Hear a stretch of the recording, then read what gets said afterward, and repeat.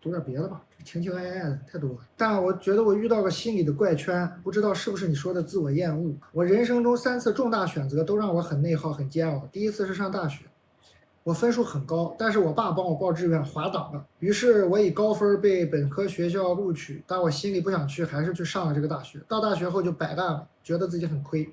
然后是我的择业，我博士毕业不喜欢写论文、做科研，但还是去了一个科研很卷的单位，逼自己做这方面的工作，但其实我一直逃避拖延，一事无成。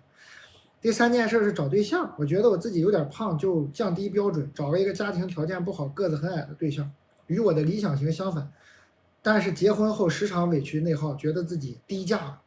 我不明白为什么我每次都要把自己置于不想做的事情里，然后在里面痛苦。是我的配得感不强，还是自我厌恶，然后去过乱七八糟的日子？到底是怎么回事？我想跳出这个怪圈，求指导，谢谢大家。首先呢，就是过去的事儿啊，就过去了，好吗？啊，怎么还能想起上大学的事儿呢？过去的事咱们就让它过去吧，行不行？过去的事先过去，行不行？有些事儿过不去，那是你过不去啊，事儿一定能过去。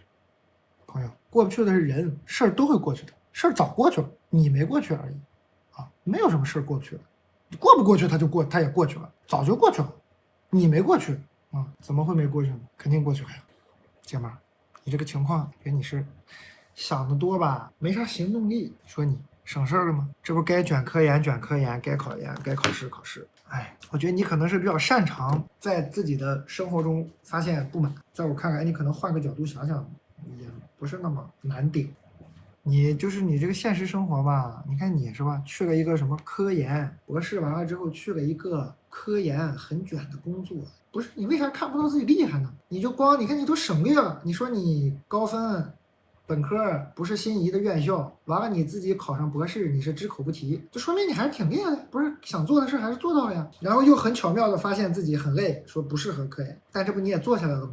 降低标准，觉得自己低价，觉得委屈内耗。那你有没有想过你老公呢？你老公知不知道你一点都不爱他啊？然后你还配得感不强，你老公招谁惹谁了？啊？大学摆烂，不好好学习，觉得自己亏，然后考上个大学，考上个博士啊？我是有的人善于是发现生活中的美好，我觉得你是比较善于发现生活中的不好。你好好的再冷静客观的看一下自己的人生。你真不喜欢你老公就离他，又能怎么样？你就折磨对方，折磨自己，图个啥呢？这位博士，奶皮子直接吃，还有30文化券，佛学入门可以听一听，惊了，可以去查。不懂啊，不懂，不都自己选的吗？很奇妙啊，很奇怪。李老师你好，人生的困境，我好自恋啊，自恋到每天晚上睡前经常感慨，我真是太好了，特别能共情纳西索斯。你看你共情这个人，纳西索斯就是古希腊吧，希腊神话吧，就有个人那个看水里的自己，觉得太美了。觉得水里的自己太美了，然后掉水里淹死了，好像是这么个故事，好像是这么个故事。对，变成水仙，好像是啊。平时一直偷偷自恋，跟朋友聊天很少把话题引到自己身上。人生30多年，除了感情不顺，其他都挺好。交往了几个男朋友又分手之后，我还总结了一下，我发现相处到一定程度之后，总有种老丈人看女婿的感觉，那就是不顺眼。后来也想通了，自己变了也挺好，爱好多，退休也不寂寞。然后报应来了，我搞科研的。最近分析数据的时候搞错了一个变量，一篇已经2审的文章被撤回了，感觉自己的科研大厦掀砖揭瓦了，太愧疚了，无法自洽了呀。之前觉得自己好棒啊，现在觉得怎么能犯这样的错误，心很虚，到不了净土的那种虚。你这用词都这么文雅吗？天道好轮回，我现在看自己也有那种看女婿的感觉了。我目前在自己好棒啊，以及好棒能整出这种事儿，两种状态之间反复横跳。这个事儿过去了几个月了，但是我就是过不去，怎么办啊？我是不是也应该贷款买个房啊？谢谢，陆小曼不生意，确实挺自恋啊，犯这么个小错，给我搁这儿遇上人生困境，确实是蛮自恋的。你倒是没撒谎点，是这么点事儿，这可把你难为的，咋办？感觉你的人生出不了啥大事。但咱俩年纪相仿，都戴眼镜，所以我的困扰你可能会懂。你摘掉眼镜看得见这个世界吗？看得见啊，看不太清。我是严重的远视、散光加老花，咱俩年纪相仿，你已经老花了吗？啊，朋友，我不戴眼镜看不清楚人的脸，所以我出门都目不斜视，斜视也没用，我就是看不清人长什么样。你把眼镜戴上呀！我小学升初中的时候有2个保送北京8中的名额，我以为我胜券在握。但是那个时候，体育老师去校长那里闹，说我目中无人，见到他从不打招呼，我没资格被保送。我和校长解释了，我不戴眼镜的时候脸也看不清楚，所以我从来不瞎寻摸，不是故意目中无人，不尊重老师，无限的拉扯。我一个青涩瘦小的姑娘家，抵不过一个声若洪钟、泼皮耍赖的中年无知妇女。总之这件事我败了，小小的我就明白了世间的冷暖。但你肯定要问，你为啥不戴眼镜？对呀，为什么？我们这种类型的眼镜，看书、看电视什么的都还行。如果长时间戴着在户外溜达，头特别晕。爷爷老奶奶都是看书看报才戴眼镜，对不对？而且我的情况做不了手术，我还戴不了有度数的隐形眼镜。最离谱的是，我认错过好几次我的老公。第一次忘了啥情况，总之对方一脸懵。第二次是我和我老公带女儿去水上乐园玩，我中间离开5分钟去买点东西，回来发现我老公在低头玩手机打游戏。我3岁的女儿倒着爬滑梯，那一刻血冲到脑子里，我一步冲上去抢过她的手机，斥责道：“我一走你就玩手机，看看女儿倒立爬滑梯多危险！”我老公茫然无措地抬头看着我，又看看孩子。大概过了5秒钟，他把孩子抱下来，说了一声谢谢。这声谢谢说出来，我知道我完蛋了，我认错老公了，声音对不上，好慌张。我立刻把手机还给了对方，赶紧转身离开，在不远处找到了我真正的老公和孩子，他们在玩飞盘。最离谱的一次是这2天发生的，我和我老公在微信里约好在某地碰面，我到的时候远远看到他，于是乎我走到近前，很自然地跟他讨论刚刚微信里没讨论完的话题。我说走累了，找个地方按脚吧。他说啊，按脚？我说啊，不是说了吗？现在还有点时间，走吧。他继续迷茫，说啊，按脚？我说对呀，按脚啊。就这样拉扯了2-3分钟，他终于说出了那句他第一时间就应该说的话。他说：“小姐，你是不是认错人了？”我靠近认真看了他的脸，我知道我又完蛋了。蛋，我该怎么办？怎么办？这个视力已经影响听力了啊，感觉这咋整啊？你还没习惯啊？我感觉你应该习惯了呀，从小就这么长大的，咋办啊？确实挺可怜，但是没辙。他说他戴眼镜头晕，注意安全吧，就太奇妙了，咋办呀？姐们儿，真没辙。亲爱的蛋，我是个性格软弱的人，从小到大一路都被同学欺负，不知道为啥。几年前高考结束后，我选择出国留学，以为国外环境会好，后来发现有人的地方都不会好。今年26了，还是会因为一些小事内耗和伤心。我经常会感觉周围充满了很多我不理解的事情。比如我现在和室友合租，一共3个人，但是房东在我刚搬进来的时候，只单独私信让我一个人付清理厨房、阳台公共区域的费用，我很委屈，但我还是坚持没有付。我说付就3个人平摊。后来我室友会隔3差5的让我帮他们取快递，一开始我不好意思拒绝，后来演变到只要我在家就必须帮他们拿快递。有一次我在家，但我不想拿，就没理会门铃。国外没有快递柜，快递员送货会按门铃，然后我室友回家就质问我今天在不在家，为啥没有取快递。后来我跟他沟通，我说我在家，但我需要休息，以后不能帮你们拿快递了。他消停了几天，最近又开始往我冰箱的那一层放他的东西，刚开始还跟我说，后来直接不说就放。我昨天看到我的白菜上面放着他的猫罐头，很生气，就给他放回他那一层，等等吧。诸如此类的小事就不一一列举了。我的问题是，为啥会有这样的人？那就是会有。以及这算恶意吗？还好，还是我太敏感了？也还好，我感觉你处理的挺好，你处理的不挺好的吗？我要如何面对这些看起来芝麻大小却很惹人心烦的小事情呢？就处理啊，你处理的不挺好的吗？我感觉你处理的都没问题啊。期待蛋的回复，你处理的挺好的呀，你只是心里就别再想不就行了吗？你这个处理的挺好的，没有任何问题。我刚直播片段，有人在下面喊忽然出专场了。我就说了一个，我说我跟忽然已经这么不熟了吗？他专场还得大家这么热心告诉我，然后就有人已经把这个剪成个切片，然后忽然发给我说是他妈发给他的。我跟阿姨也这么不熟了吗？啊，蛋总你好，有个小事儿，好烦啊！以前和朋友经常一起去逛的一个衣服店的老板，动不动猝不及防的捧一踩一。为了奉承我朋友，就突然踩我说我矮，说我腿短。为了避免生气，我现在很少去那家店了。昨天又去了，巧得很，碰到我们另一个同事，也试了我买的裤子，我都买完单要走了，又突然被这个老板说我的腿比我同事短。哎呀，我突然就难受了，今天还在生气，但事虽小，请教一下我该怎么怼回去？如果还有下次，我好有准备。你咋那么欠呢？不是这个世界上没有别的卖衣服的店了吗？你就非要去吗？不是，还有下次啊？我去啊！什么衣服？你发给我什么衣服这么美丽？什么裤子非得去他那买？不是脑子啊？不纯纯神经病吗？我都怀疑那个老板以为你喜欢听这个呢。他心想，我这每回说每回来还每回买，那我更得说了，腿短腿短腿短腿好短，腿短的那个，哎呀腿挺短，矮的还挺，哎，咋想的？咋想的？咋想的？姐妹儿震惊了。想分享一个开心的小事儿。好的，前段时间做了个小手术，下午去复查，医生说恢复的不大好，有隐隐复发的趋势，开了些药，灰溜溜的回家了。但是回家的路上，从地铁口出来的时候，碰到了卖淀粉肠的，哈哈，果断给自己来了一根，心情立马美滋滋。边吃边往前走，路边看到一个女孩也在吃，当时就想举起肠跟她干个杯，又怕冒昧，纠结着走近的时候，忽然对视上了。她忽然看着我笑了一下，我也笑了，就是两个热爱淀粉肠的人会心一笑那种，哈哈哈。然后走过了，还是没好意思干杯，下次吧。这个淀粉肠真的火候正好啊，好好吃啊！好的，羡慕你。哎呀，真是我的天，这确实挺可爱，真挺好。这样的朋友就容易幸福。蛋总，我父母总是觉得我在外面太强势，什么都要争论，总是叫我能得过且过。比如今天我打车，司机绕路多收钱，我就跟司机争论了几句。我妈就说几块钱的事儿，你跟他争什么争？付个就得了呗。但是我每天都打车来回，今天明明就是他绕路，我遇到这种事儿是不是不应该争论呢？多大了你？没啥啊，争呗，没啥。不知道你几岁了，这有啥不行的？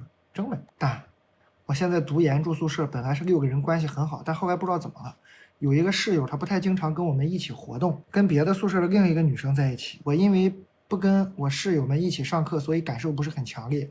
是我另外一个室友说，他们现在上课都不在一起坐了，也不坐在一起。他平常占位置也不会帮我们宿舍的人占位置。但是昨晚上回宿舍的时候，我感觉宿舍氛围挺和谐的呀。就是我其他室友觉得别扭，他在宿舍讲另外一个室友的坏话，还有他现在经常一起的女生的坏话，被一个室友听到了，然后告诉我们了。表面上还是很和谐。前几天中午他睡觉的时候，我收东西声音有点大，他就说了我一顿，我当时有点不爽。他午睡起床之后就不跟我们说话了，去上课的时候脸也很臭，我感觉我们的关系比之前表面和谐的时候要恶化了，不知道该咋办。但总有啥办法不？就这样僵着，我心里有点别扭，想解决一下。这有什么好办的？僵着呗，买点牛脆脆。宿舍的朋友一起分享，给别人吃不给他吃，这有啥好办的？僵着呗。主要你已经把受众发展成包罗万象。还行吧，小本买卖，阿姨满意就好。李诞，不知道有没有人和我一样，从小到大每一次过生日都不开心，但是每一年还在期待今年的生日能过得开心。首先，我自认为其实不是一个仪式感很强的人，因为我不觉得自己有那种花心思创造仪式感的人。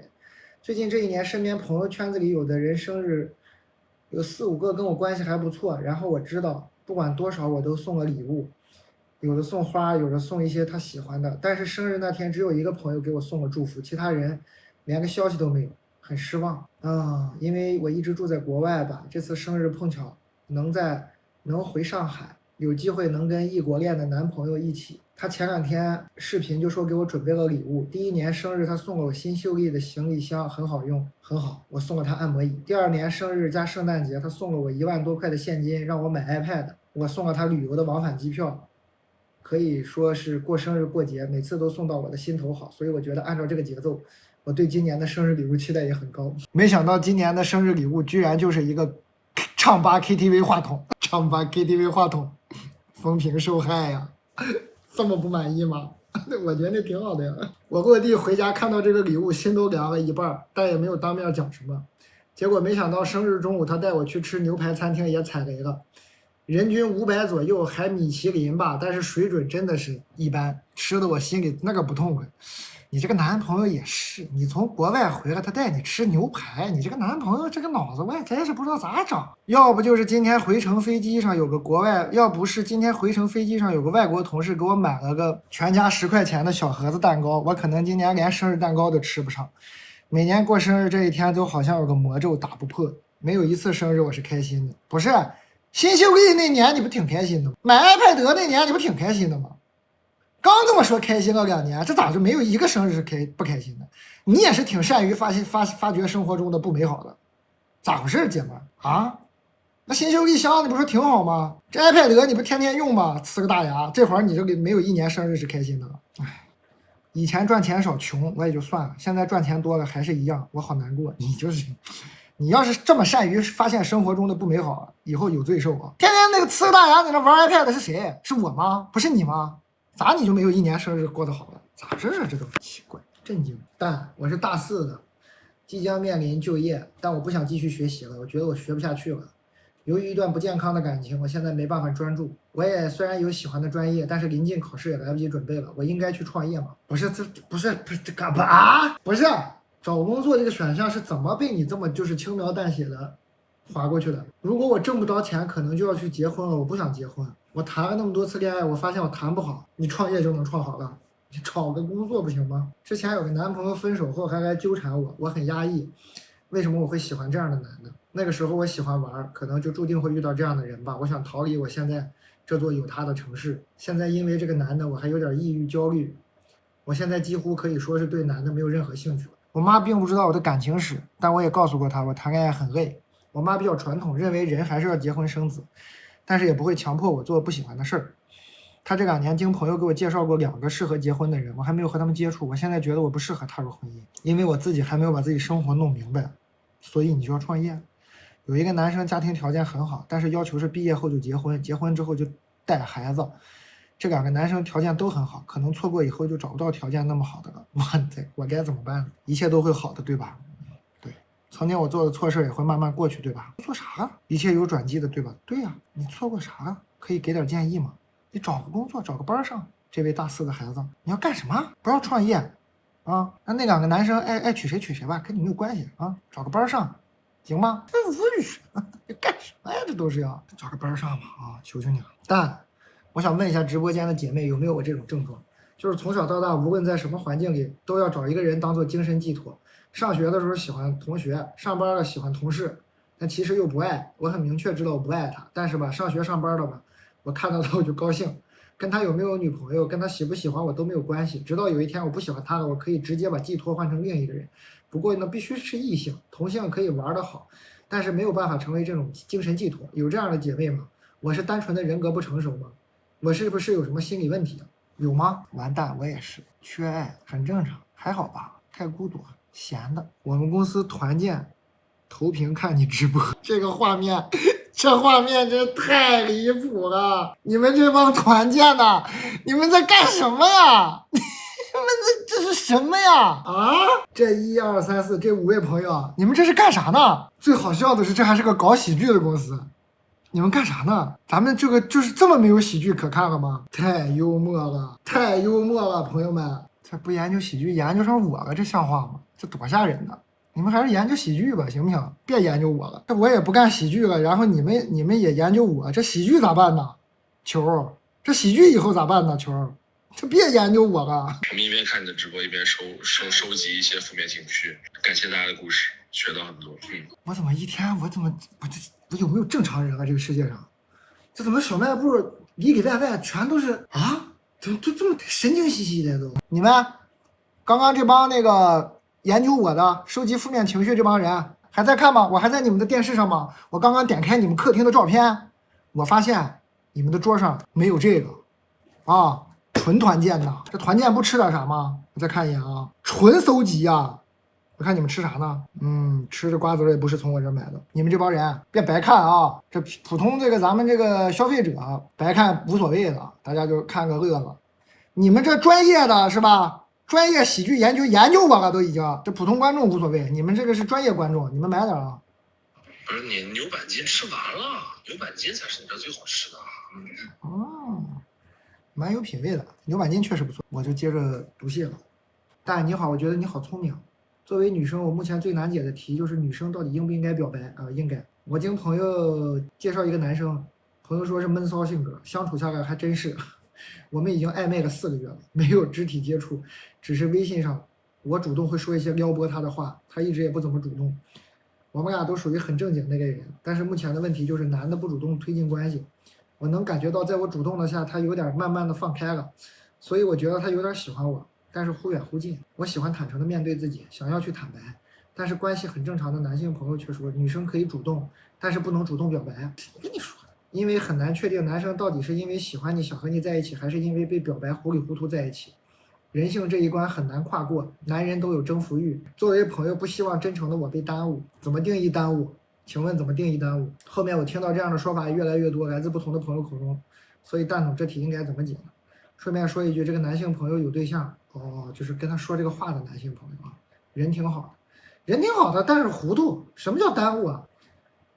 啊，你表白人家不一定答应啊，我看答应的概率不大啊，姐们儿，别搁那做梦了，什么被表白就糊里糊涂在一起，我感觉答应的概率不大，你表一个试试呢？我感觉概率不大，我觉得答应的概率很小啊，你试试，还糊里糊涂还就在一起了，还寻思啥？臭美的你，哎呀，还有你这个男性朋友，还男人都有征服欲，作为朋友，不希望真诚的我被耽误，耽误不了，直接就给你拒绝了。去吧，想什么美事呢？还耽误你？要耽误你早耽误你了啊！人家就不愿意耽误你，你去吧，你表白试试啊！4个月了，搁那天天撩拨，没啥戏啊！你去表白再试试，没啥耽误的。你不是开心吗？你不是喜欢吗？在一起发现不行，这人不行，那有啥耽误的呢？花点时间认清一个人，多一段感受，多一段经历，多一种成长，不挺好吗？这怎么就耽误了呢？能耽误啥呀？不懂啊，很难理解这个耽误，能耽误啥呀？我一看你直播就来气，就是有没有一种可能，就是说，这个就是可以关的这个东西，朋友，不是你们咋气到你们的呀？你们给我拉黑不就完了吗？这个小红书有个功能叫拉黑，拉黑以后我就不会再出现在你们的主页上了，气坏自己啊！对不起啊，那我也没办法，你拉黑我不就行了吗？我也不知道，我也不能拉黑你，我也不知道是你看我生气，你拉黑我不就行了吗？这互联网这个功能咱们不能成熟运用吗？你把我拉黑了不就完事了吗？咱们对吧？大家都高高兴兴的一天天。你别气着自己了，好吧？感谢大家，看《再见爱人》了吗？没看，但是那个感谢这个节目，因为这个节目我们内蒙的美食这个奶皮子被大家引起了大家的好奇心，是吧？挺高兴的，大家可以买点奶皮子，真挺好吃。以前我们内蒙我都不敢推荐奶皮子，我怕外地的朋友不知道是啥，吃不惯，真挺好吃，就是牛奶啊，买的。奶皮子咋做的？就是一煮的时候这么扬。上面这一层有气泡，然后静置，放凉了之后静置，它自动就会凝固成一层厚厚的奶皮子。其实你平时自己的牛奶放凉了，上面不也有一层薄膜吗？薄膜就是奶皮子，只不过你没有这个工艺，它就不厚；有工艺就厚，好吃啊，就奶味儿的。你就想想我的制作工艺都讲完了，你还想不出来它啥味儿吗？就那味儿，就奶味儿的。蛋总，作为一个年轻的普通女孩喜欢上一个异性。我是当做一般的邂逅爱情来喜欢的，但是他比我年长，阅历丰富，知识渊博，经济条件也好很多，年纪摆在那儿，当然感情经历也就不少，诸多原因吧。我觉得自己可能无法匹配上，这种情况还有可能吗？我该做点什么呢？自己努力成长进步，还是说主动，还是放弃？该怎么办呢？望解答，感谢。冲啊！应该怎么做？应该勇敢，勇敢不就行了吗？年轻的朋友想这么多干什么呢？为什么在最该冲动的年纪选择了内耗呢？朋友们，为什么在最该因为冲动犯错的时候选择了一个人在家焦虑给我写信呢？为什么？冲动是魔鬼啊！对呀，但是这种魔鬼你不趁年轻力壮的时候跟他交一下子手，你打算什么时候见这个魔鬼呢？打算50的时候冲个大的啊？打算50趁自己高血压已经开始隐隐抬头3高的时候开始冲个猛的啊，给自己冲废。你不就应该趁自己年轻力壮到的时候冲吗？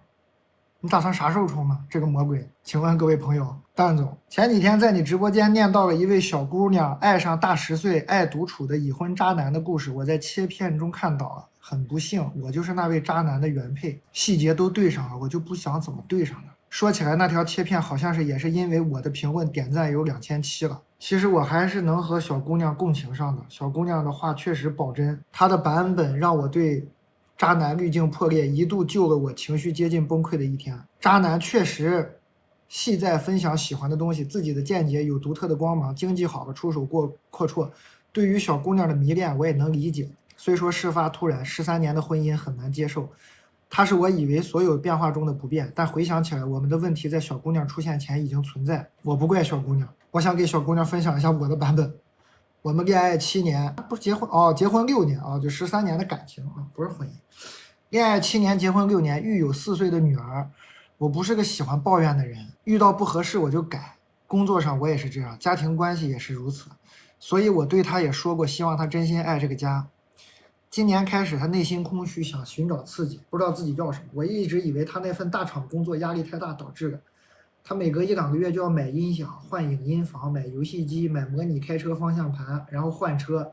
我心想，最近这1、2个月不怎么换东西了，原来把我换了。一直以来我都不吐槽我的成全，我的投入，都换不来渣男对家庭的责任。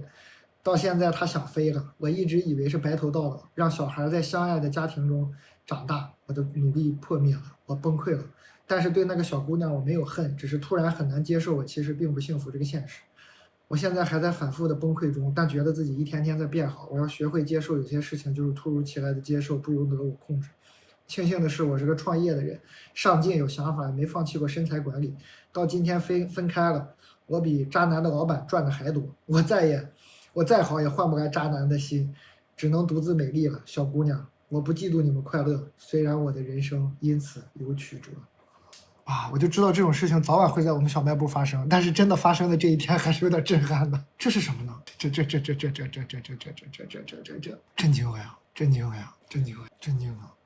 挺好，挺好的啊，姐们儿，挺好，祝福你啊！不行了，我的哥们儿们崩溃了，咱们今天就播到这儿吧。他们已经疯了，他们说我再不去，他们就要上来了。马上来，12点前我就会出现在你的身边。感谢你克制住了那个没有来敲门，马上来啊！让这个大家都坚持一下，马上到。不行了，今天就这样吧。我不行了，我本来就是来人家家，我就是来那个他们找我喝酒，我说我先播一会儿，喝到那个兴起了。我就不去也不合适了，今天就这样。确实来人家家，我这还带个直播杆，我说我预告了要播，这不播不合适了。但是也都好久没见了，好多这个朋友是吧，年纪也大了，见一面。我这几个朋友老有意思，我同事也不让我走，我同事说你再播会儿，不是同事，真是，他们就在我楼下，他们一会儿喝多了这冲进来，这喝多了突然再说两句脏话，我这整的我这直播权限再给我收回了。得不偿失啊！喝多了容易这个冲动，真的，我这不去不合适了，抱歉啊，我也对不起我的同事，对不起啊，我这同事太敬业了。你说有这种感人的同事，我说提前下班，我的同事说不行，我再加会儿班，有这种感人的同事，你说我们这小卖部我何德何能？